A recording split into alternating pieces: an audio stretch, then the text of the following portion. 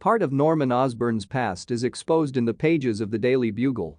Norman Osborn, controversial CEO and founder of Oscorp Industries, has been in tough spots before. There was a time in 1996, shortly after he founded Oscorp Industries, then called Oscorp Manufacturing, when he had to mortgage his house and borrow money from everyone he knew to keep from bankrupt. The company survived. There was his decision to move from industrial equipment to defense contracting in mid-70s that had close friends openly questioning his sense. The renamed Oscorp not only survived a hostile takeover bid by the Mucklerger Valla Defense Systems in 1983, with Osborn spending 2 days on the phone personally persuading everyone on the board of directors to cast their votes with him. Today Oscorp is one of the 2 or 3 largest defense contractors in the nation. If there's anything even Osborn's enemies agree on, it's that he is not a man to be counted out. At age 18, he was one of the youngest graduates ever from Massachusetts Institute of Technology. His thesis on the potential for computer miniaturization with improved chip architecture was remarkably prescient prediction of what in fact came to pass in the coming decades.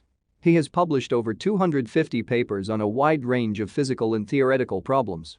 Most recently, his research into nanotechnology has been seen as groundbreaking and is widely read and discussed. Respected as he may be, Osborn is not well liked, even by those who work closely with him. He is said to be an abrasive, even arrogant personality, quickly brushing off suggestions he finds foolish, often with a notable lack of diplomacy. He is also seen as a ruthlessly ambitious, and there are many who grumble, usually off the record, that he has risen to prominence by sacrificing those who have been loyal to him. His personal life is not nearly as successful as his business life.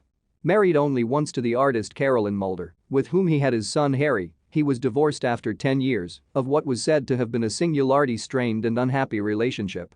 The change of administration in Washington has done Oscorp little good. In past years, Osborn had the blessing and indulgence of Secretary of Defense Michael Innes. Today he enjoys no such protection, and many in the Defense Department, including influential geneticist Thomas Slocum, are openly hostile to Osborn's program. Financially extended as Oscorp now is, it can't afford to lose any defense contracts to competitors. And yet, as persistent rumors have it, this seems to be exactly what's about to happen. Upstart Quest Aerospace has been vigorously promoting its own concept of the Badger, a personal armor and transportation device, to anyone who will listen, and seen to be more and more ears receptive to Quest's message at the Pentagon today. So what happens to Norman Osborn if Oscorp loses its defense contract for the Super Soldier? Michael Kirk, head of the Kirk Street brokerage in Dallas, Texas, agrees, saying that Osborn is far too closely tied to the Super Soldier program to be allowed to stay if the program is cancelled. Oscorp's only chance of survival would be to convince investors that they are starting over, that the mistakes of the past are a thing of the past, and that they will no longer be guided by the single vision of one individual. Oscorp will have to become a safe, committee-run company rather than the personal fiefdom of one individual, however brilliant he might be.